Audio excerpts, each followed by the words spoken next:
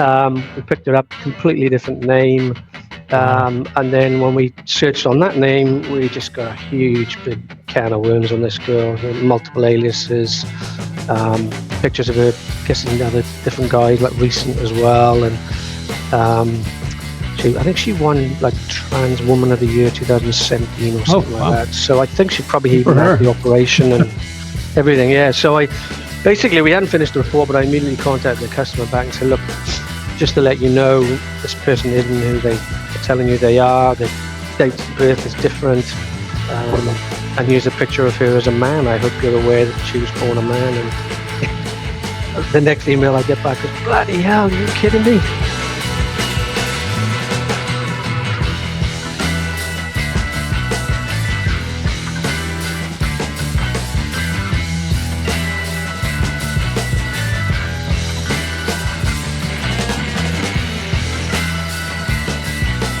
It's the Lonely Bull in Asia, JJ, and I've got a special guest today. I'm super excited about this interview. We've been talking about this for a few months now, but I've got Carl from Asiacheck.online here. Good morning, Carl. How are you?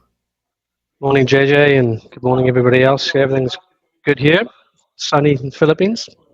Yeah, well, it's rainy here in Manila, but I'm glad to hear that you're in Cebu, right? Yeah, I'm down in Malboal this week, so it's very nice and sunny at the moment. Yeah, nice. Okay, very good. So we're going to talk about your website and your services that you provide. Now, I came across an interview you did with a guy in Thailand, and that's how I came across you, and that's how I reached out to you. So you're not just talking about the Philippines, you talk about everywhere, but give us a little background of you yourself and then your company and the services you provide, just a quick scenario.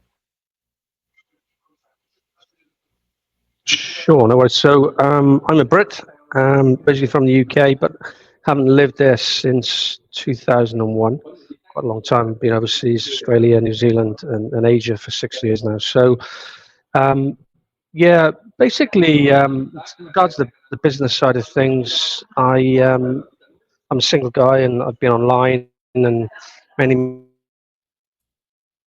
times, girls have tried to scam me, and all these of what's been going on here. I thought, I'm sure there's some kind of method to help people out, and also because I'm heavily involved in cybersecurity. There's an opportunity here to sort of start a business and help people and look at it from an ethical standpoint as well. So yeah, I started a company called P9 Check. It started off as P9 Check in March this year, so it's very, very new. And we started just looking at Philippines, and then we got some requests then to look into other Asian countries, Indonesia and Thailand, and then also I've done some in the UK as well. So I then basically merged it. I had 3 websites: P9 Check, Asia Check, and Thai Check, and I've merged it all into one now. It's just all called Asia Check. So I think on the previous interviews I've done, it was called P9 Check, but now it's actually Asia Check. So I've merged it all into one sort of business. So basically what we do is we do something called OSINT, or open source intelligence, which used to be used a lot in intelligence services around the world. And what it is looking at public information on people, extracting that information, and then we produce a report on anything that we find really online. I mean, these days most people have got an online presence, so there's a lot of information you can glean if you know where to find it. We go through 200 different sources of information to try and pull information down on people, and what we do is produce a report that gets sent off to a customer, and it could be for. So how deep a dive and how long of a process is this? Because it sounds like you go through a lot of different websites, different information, but it's all public knowledge, right? Correct. Yeah. So obviously you've got there's a Privacy Act in the Philippines, 2012 Philippines Privacy Act. So we come in from an ethical standpoint.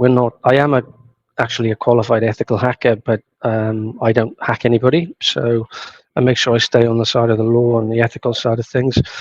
The process takes anything from sort of 2 to 3 days to do an initial report, and then we offer other services as well, so we can dig deeper on that. We can do we create dummy social media accounts, and we can talk to your partners or girlfriends or anyone that you have issues with, or you believe you've been scammed. We can dig deeper and get further information on them. We also offer some on-the-ground surveillance. Partner with an ex-undercover police guy who's 30 years experience in surveillance. Also we partner with a detective agency in Manila. So if you're looking to dig deeper and look at sort of going down the government side of things, we have options there as well. So we offer a variety of services, really, and I will explain sort of why. So basically, if you believe you've met a girl online, you'd like to do some due diligence, find out, is she genuine, is she married, is she who she says she is, then that's pretty much the service we're offering. Yeah. Okay, so when we talk about, I'm looking at your site here and the services you provide, and one of them is the social media status. Can you kind of further explain what kind of info you glean off of that? Yeah. So as you know, most people are online these days. But what I guess for people that aren't very tech savvy, don't know how to pull information off, there is a lot of girls in Asia who have multiple social media accounts. I had one the other week. She had 12 accounts. So yeah, we see that as potential red risks. You've got to look at people's online status and their online background to sort of glean what kind of person they are. If a person has, let's say, they got 5 different Facebook accounts with 5 different names, well then, potentially they're not genuine. There's something going on. So that's sort of the way we look at it. So we'll extract information and look at every single social media account. We'll go through their pictures, their photos, what they're saying. If they're talking in Bisaya or Tagalog, I have staff here that cyber people can speak those languages. So yeah, it's like a really in-depth, thorough background check on somebody based on what we can find through social media. Okay. Tell me a little more about the surveillance. Well, first of all, how does this usually start when someone contacts you? What's that initial conversation like? I'll give you an example. Actually, we've only been running since March this year, so we've done 26 cases so far, which has been quite good. The first case I did was an American chap contacted us and said, "Look, I've got a girlfriend. We've been chatting online for 2 months, but there's certain things I'm not too sure about. It's things sort of giving me some doubt on our relationship and what's going on and whether she's telling the truth and stuff like that." So I said, "Okay, well, we'll do an OSINT scan, which is normally our prelim scan, to have a look and see who she is and whatever." So we'll normally ask for as much information on the person as you can, really, names, emails, phone numbers and stuff, because the more info we get to start with, then the more we can pull out of the search. We use a lot of different cyber tools to pull the information out of. So in this particular case, they gave us a name and some numbers and a Facebook account, whatever. So I hooked that off to one of my cyber engineers, and came back to me sort of literally an hour or two later and said, "Look, I can't find anything on this girl at all." So me being a curious person, immediately I just see it as a red flag. It's a big risk.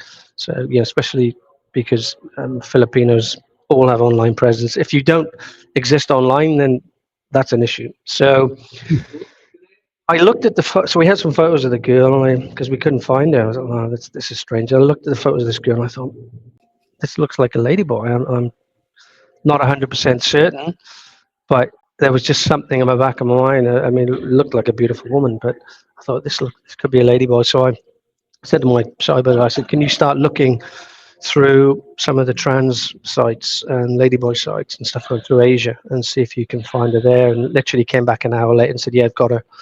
So she was on a site called Trans Fans, which I never heard of before. We picked her up, completely different name. And then when we searched on that name, we just got a huge big can of worms on this girl, multiple aliases, pictures of her kissing other different guys, like recent as well. And I think she won like Trans Woman of the Year 2017 or something like that. So I think she probably even had the operation and everything. Yeah. So we hadn't finished the report, but I immediately contacted the customer back and said, look, just to let you know, this person isn't who they are telling you they are. Their date of birth is different. And here's a picture of her as a man. I hope you're aware that she was born a man. And the next email I get back was, bloody hell, are you kidding me? I thought it was a girl. I said, no, she's born a man, and here's her name as a boy and everything else. So she was completely playing him. And he said he'd been paying her every week, sending her money. So he was getting scammed by this girl, really. But, and he gave me a great feedback. And, I'll always remember that because it was my first case. And it's quite interesting, she was a hell of a girl, or that's boy. Crazy. Yeah, so that's a sort of typical thing, and typically how it works. People they're curious, or they have some doubt about something doesn't quite sound right, and most people are right. You know what I mean? If you've got a bit of a gut feel that something's not quite right, then there probably isn't. It probably isn't right. There probably is an issue. Yeah. Right. So I know there's probably different levels of seriousness and some of these, for lack of better word, scams that are out there. Some of them are just kind of innocent. It's send me load, send me money, for food and things like that.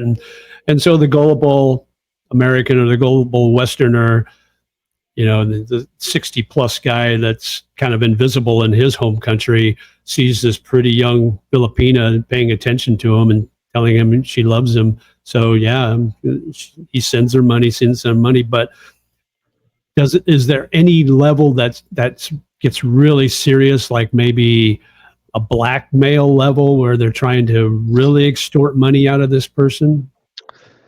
Yeah. So look, in terms of the blackmailing stuff, there is an actual blackmailing scam that you can see on dating sites. I picked one up actually in Marital a couple of weeks ago.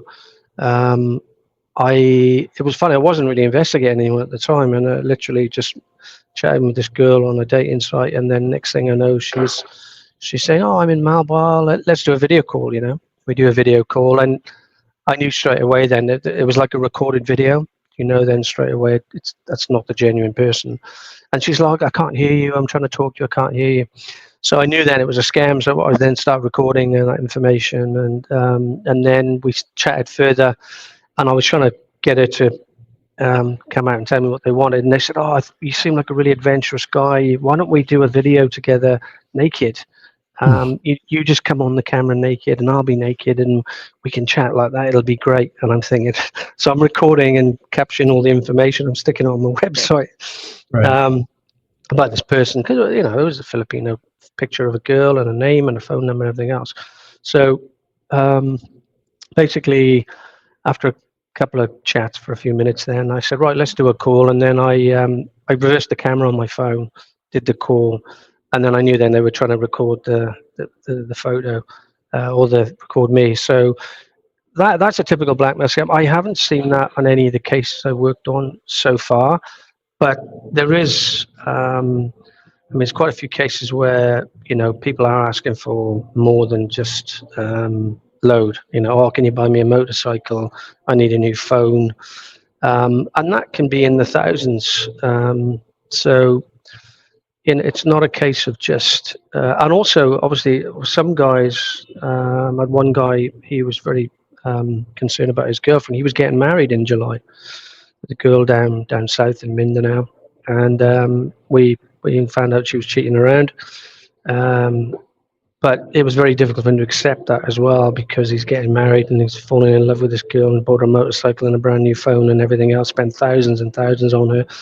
and then trying to accept that she's loyal, but she's a 20-year-old kid. She's not loyal to this guy. So in terms of really nasty stuff, the only one I have had, which has turned really, really crazily bad, but it wasn't actually it was a case I did for a guy in the UK, and that was looking for a missing person. It wasn't based on sort of an Asian girlfriend, and that's actually turned out now to be a murder inquiry. So I was back in the UK about 2 months ago and met with the guy, and then I've got some friends who are detectives in the UK, and had a chat with them, and we teed up a meeting with him, and then he went into the police station then and gave evidence. So I believe it's an ongoing murder investigation now. So yeah, there are situations that can turn quite nasty, and I have to be careful as well, because this is big business. There's a lot of people scamming people online and making a lot of money, and they obviously don't want that to stop. And I've had my Facebook website cracked, having a go. Scammers giving me a go as well. So Right. yeah, anything can happen in this world. So you have to be a little bit street smart and savvy. And what I say to people out there really is, why would you give someone that you've never met money, hand over fist all the time without doing any due diligence on that person? You don't know who they are. You don't know where they're from. You don't know their family. You don't know their background. Just do a little bit of due diligence. It can save you a lot of money. And that was that American guy from Dumaguete. He was scammed $1 million, wasn't it? So I listened to his story last year, and I was shocked. I was like, he could have spent a couple of $100, done some due diligence, and probably found out about the girl and saved himself his entire, life savings. Right. Yeah. So when you have the surveillance, you hire investigators here locally. What's the level of the surveillance as far as, are they following the girl around, or what exactly are they doing? So we have two levels. One is sort of simple walk around, follow her back home, take photographs, see what she's up to, and where's she going and whatever. And I have a guy who's sort of partner on that side of things. He's, I mentioned earlier, he's ex UK surveillance officer, undercover for 30 years, worked in many terrorist places as well, Afghanistan, Iraq, Northern Ireland. So basically he manages the surveillance side of things on the ground.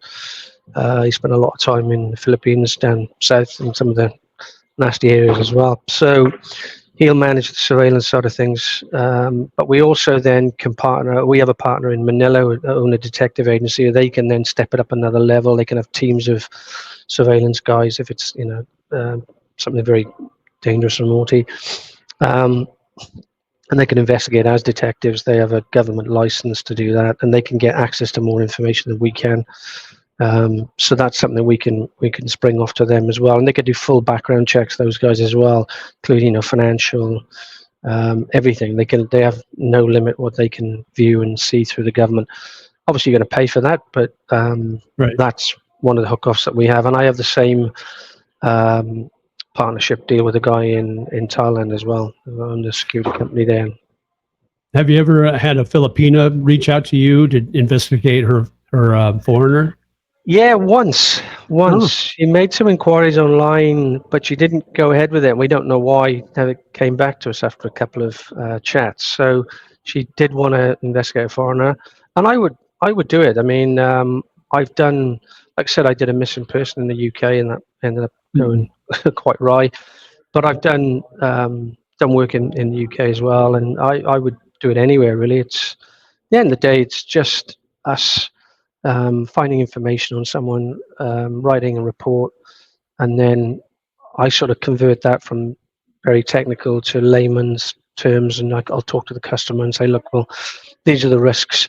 We may not have found anything on someone, but you can say, look, the risks are there. We can't confirm or deny what this person's up to, but it's probably highly likely, that they're fooling around or doing something. Yeah, you can tell. I can tell within a few hours. I can look at that person's profile and go, I think they're up to no good. a couple of these services you have mentioned on your site here, social media infiltration and cybersecurity. Are there instances where they're trying to steal information or data from the foreigner? Is that the case? Um, Like no, so identity? the social media infiltration one is really where we create dummy Facebook accounts and dummy Instagram accounts and dummy TikTok accounts and stuff, and we chat with the girl and her friends and her family to try and glean information about the girl and what she's up to, and you get close to your target really as close as you can, and to try and gather information. That's the social media infiltration side of things, and we've done that quite a bit. It's slow, it takes time. You got to gain the trust of someone. I ended up with a girl in Mindanao a few months ago. I ended up um, with her sister-in-law as one of my friends on Facebook, and we were chatting every day. She was telling me everything. She's like, she said to me, "Oh, I'm like your spy." I said, "Yeah, yeah." So she's giving me all the information. This girl, where she's going, she's with a local boyfriend and whatever. So Oh, yeah, it's wow. amazing. It's amazing, what level you can get to. In terms of the cybersecurity stuff, that can be varied. I do some consultancy work. I've done some consultancy work for these guys in Manila, government related. I work for other cyber companies as well. So the cyber stuff isn't necessarily blackmail against foreigners. It can be anything, really, anything cyber related. So you kind of become a catfish, so to speak, when you're talking to these girls online, try to get Yeah, them to yeah, do you the do. same thing they're doing with their foreigner. Correct. And and I try and do it in an ethical way as well. I'm not sitting there and lying about everything, and I'm trying to do it befriending people and in a normal, positive way, I guess. All you're Mhm. trying to do is glean information and start to get an understanding of the picture, the bigger picture, really. Who's the girl with? Does she have a local boyfriend? Things like that. And you can get a lot of information from people like that. Obviously, you are doing it in I guess, a sly manner with a different face and a fake name, everything else. But you've got to protect yourself as well online. So I can't even, it's a risk showing my face now, I guess. But and I've had people turn down interviews in Thailand because they said there's too much money at stake and it's too dangerous to go against the scammers. It's big money, big industry. So Right. I want to bring up your site here. I wanted you to talk a little bit about the red flag risk scan yeah. and talk about So that a little bit. yeah, so what we do, we gather all the information over a period of 2 or 3 days, and then it all gets sent through to me, and I'll compile it and look through it all and look at the relevance of it. And then I have that little pie chart there where I'll gauge the risk based on the amount of values that I see in certain things. So what we look at is I look at sort of 10 main factors really. So if they've got a lot of foreigner friends, multiple Facebook accounts or multiple Instagram accounts with different names and multiple foreigner friends, and they're chatting to you all the time on there, then that's a red flag. It doesn't mean it's anything insidious, but the risk is there, potentially is there. So it's one of the things I'll gauge, and then we'll put that together with other things like we'll run keyword searches, to find information searches. We look at are they on dating sites? So if they're on 2 or 3 dating sites, that's a risk, especially if they're in a relationship. So we look at fake images, any scams they've been involved in online, different alias names. I mean, we've had plenty. Like one girl had 5 or 6 different names. Wow. 5 or 6 different Facebook accounts with 5 or 6 different names. It's like wow. So there's so I put them a sort of a risk together, and I look at it from my angle and say, well, I deem this to be a low risk, medium risk, or high risk. Really, it doesn't necessarily mean we've caught them out doing anything, and sometimes you don't or you can't. It takes a long time to get that information, but I'll deem it as a risk. The risk is there. Doesn't mean they're doing anything Hmm. immoral. They may be normal and no issue, but the risk is there. So certainly, I think and a lot of these girls, they're very socially active and online and whatever. But the way I look at it is, what would be the difference between one person having one Facebook account and then another having six with six different names, talking to 500 different foreigners? I mean, Right. It doesn't mean anything's going on, but the risk is there for it to happen. And that's the way I sort of gauge that. Really, it's my perspective, looking at all the information I've seen, putting it all together in a report and saying this person is low, medium, or high risk. And there are situations where we find out the person is definitely up to no good. I mean, at one case, a guy in the US, he'd married the girl. He'd come over here in, I think it was February, met the girl for 2 weeks, gone back to the US. Then he contacted us and said, look, I think she's playing around.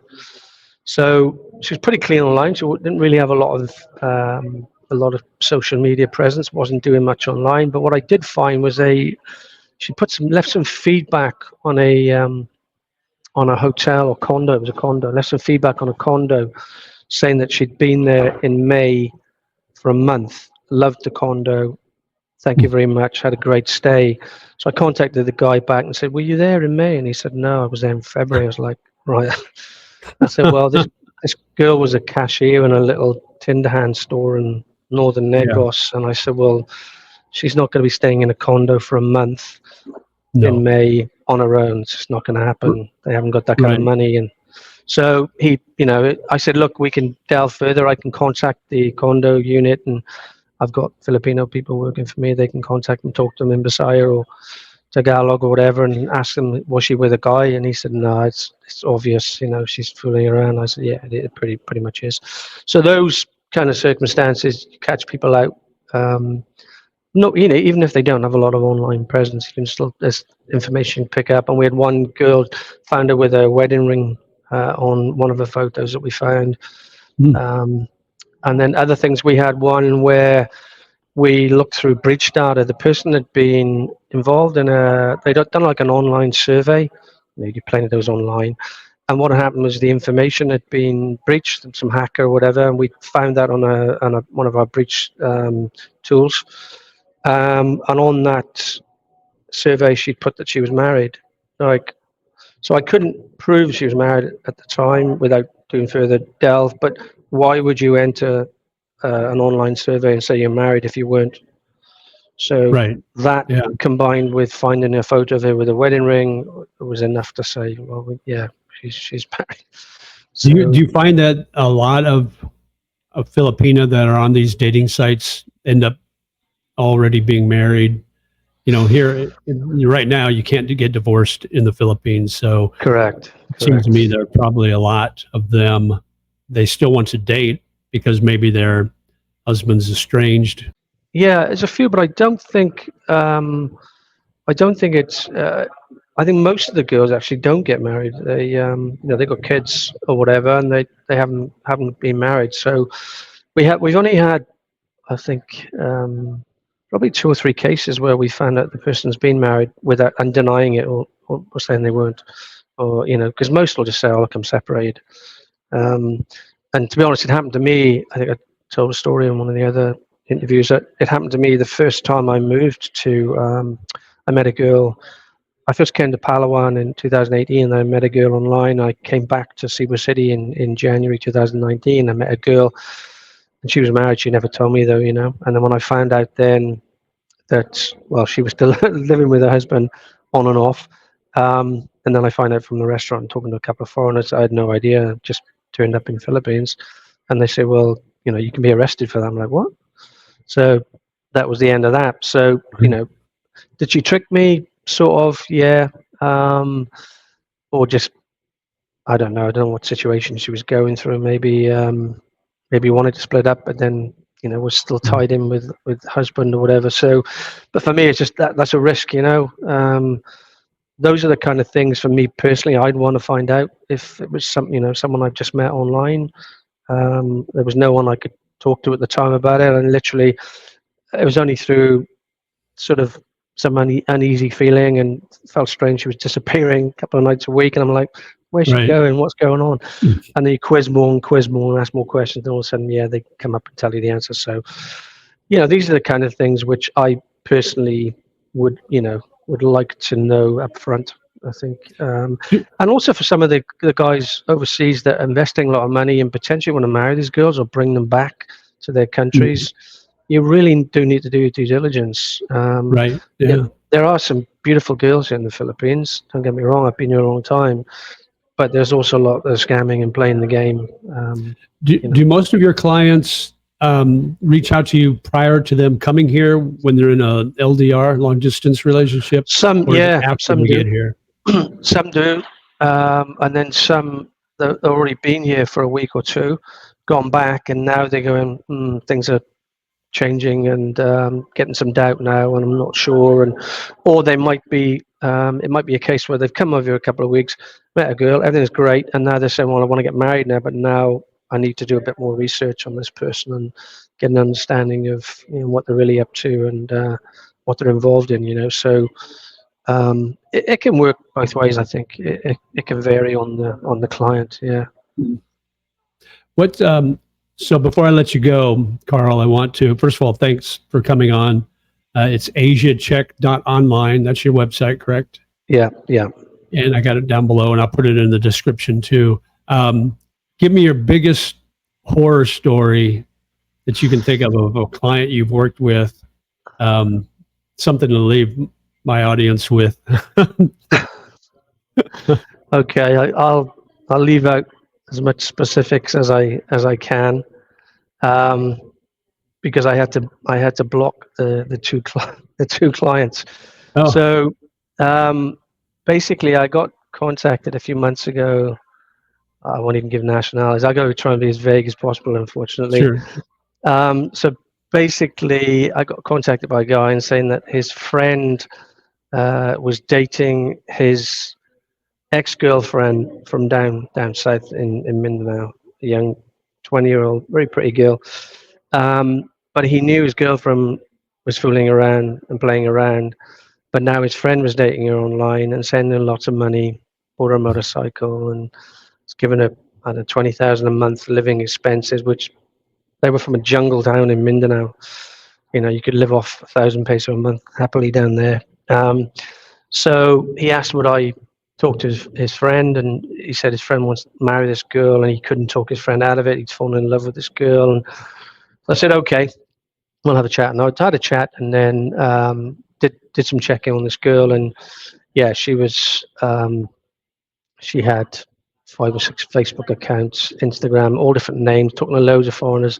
She was definitely up to some monkey business, and playing the game. And the friend of this client, he said, I know she's playing the game because she did the same thing with me, and he dated her for a year or something, and she was cheating on him at the same time. So anyway, we did a prelim scan, and then we did a social media infiltration, and then I got very friendly with the family, and then we got information saying that she was fooling around. But then the client couldn't quite accept it, and I sort of understand it. He's fallen in love, and he wants to see really hard evidence, and it's very difficult to get in those areas in the jungle. So, but we had strong evidence suggesting things were going on, and then we managed to get a physical photo of her sat on a Filipino guy's lap, his arm around her. We said that's her local boyfriend. He still couldn't accept that. He was getting married to the girl in July this year. So, and then he's becoming obsessed with this person, I think, as well. So contact me every day and message me every day and ask him for more information. And can we get this and can we get that? Can we, spy on her? Can we crack her phone? Can we do all these kind of nasty stuff, which I legally and ethically won't do. And then what happened then, he contacted me, it was a couple of weeks out of the blue, and then he contacted me and said, I had previously sent some photos of this girl, naked photos of this girl, to my friend, the one that originally contacted me. And now he's blackmailing her to come out and say that she's cheating on this guy. So it turned really nasty. And then he asked me if I had contacts He asked me if I had contacts in the police force over here, and would I give them information about this guy. So it was turning into a kind of the foreigner was trying to blackmail the girl to come out and tell the guy that she was cheating, so he didn't marry her. I was like, oh my god, this just opened up a whole can of worms for me. And for me, I didn't really like what was going on. You know, the fact he sent his girlfriend naked photos and stuff. I mean, for me, it just wasn't very ethical and not very morally good. So I ended up telling the guy, look, I'm finishing the case. I deleted everything that was involved in that case and removed myself from the situation. I ended up having to block him and his friend as well. So it can work both ways, you know. That's a difficult thing with online as well. You don't, you know, obviously I want good customers that are ethical and I want to help them, but at the same time, they can also have spurious circumstances as well. So it can make things tricky. So yeah, that was one that really turned quite nasty. You know, I think they were trying to blackmail the girl then, and I was like, oh, this is just turning nasty, and I don't want to be involved in this anymore. So I Wow. literally said, oh, I'm pulling the pin and getting out, guys. I don't want to be involved. I certainly don't want to be going to law enforcement or anything else. Not in the Philippines anyway for these kind of things. So Right. I So said, I'll pull the pin. you cover Philippines and Thailand right now? Yeah, so I've done work in Thailand. I've done some jobs in Indonesia. The one for a doctor there. We some surgery on a doctor in Indonesia. That was quite good because she was actually really, really genuine. And I was contacted by actually the father, American father of his son. His son was dating an Indonesian doctor, and he was concerned that she wasn't genuine, and he had a lot of concerns. And we found that she was genuine. We got a lot of information on her as a doctor, and you know, we had video footage of her in doctor debates and all sorts of stuff, really. And she was really, really squeaky clean. And that report went back to the father because he was concerned for his son. And I said, look, we can't find anything on her. She just seems like a normal, decent person, very low risk. So yeah, look, it goes both ways. You know, you get good and bad. Is that rare though? The clients that contact you and the investigations you do, is it a small percentage that turn out to be good? Yeah, there's a small percentage. I hazard a guess around about 10% really come back. I've had a few that have come back, maybe 10% have come back, and I've looked at it and gone, no, they're low risk. They're not online. They're not doing anything spurious. We can't find any information on anywhere. They're not big online users. It doesn't mean they're not doing anything locally. Right. You know, if you want to fully investigate someone, you've got to do an online and a local surveillance type thing if you're 100% certain. But in terms of online sort of things, yeah, we've had a few that we've gone back and to be honest, I quite like doing that. I quite like going back and saying, look, she's squeaky clean. She's low That's risk. nice, I think you're very lucky. You know? Yeah, very good. Because there's a lot that aren't. You know, and I'm online on the dating sites myself, and I see it daily. You know, I'd say 95%. Yeah, my advice would be use that sixth sense that you have. If you feel that anything's a little off, then Correct. You know, question. It's better to be safe than sorry, right? Yeah, it's the gut feel, and you know, normally, like I said, I'll get it. I'll look at a client and go, it just doesn't smell right. You know, there's something going on here. Yeah, and sometimes you can glean the information, you know, reasonably quickly, and sometimes you can't. It takes days and days and days, and you're like, just can't get anything on this girl. But you know they're a high risk or a medium risk or whatever because of all of their profiles and aliases and all the things they're up to. And those are key indicators as well, you know. So, you know, I said to that American guy that was with that girl in Mint, I said, look, do you really want to be dating this kind of girl? She's 20 years of age, you know, she had 2 abortions, she's been with multiple foreigners. There are better girls in the Philippines than these, but at the same time, it's not my place to tell someone who they want to date and have a relationship with. I literally just want to look at the facts, give them information in terms of risk, and then they can do whatever they like with it. It's up to them. Yeah, absolutely. you know, you make your own mistakes in life. It's just you've got. Carl, thank you so much for spending some time with me today. The site is Asiacheck.online. If you're dating a Filipino, if you have questions about someone you're dating, check out that website and contact Carl. And again, thanks again for coming today. Appreciate it. Yeah, mabuhay, live life, my friend. Always. And we'll talk to you again soon. Okay, take care. Thank you very much. You bet.